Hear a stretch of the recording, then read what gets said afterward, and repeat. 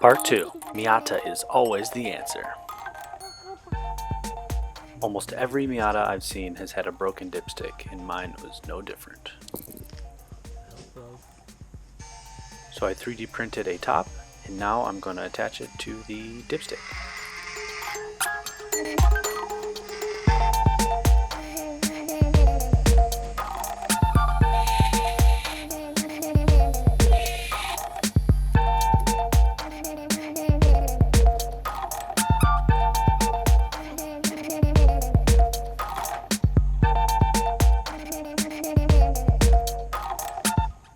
Even though the fit is nice and tight, I'm adding some epoxy just to keep it from wiggling loose.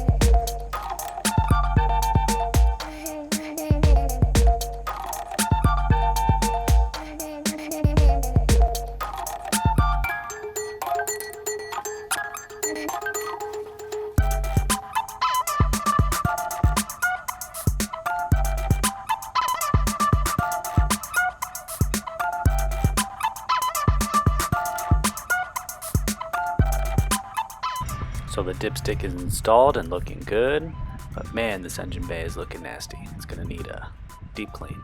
Stay tuned to part 3.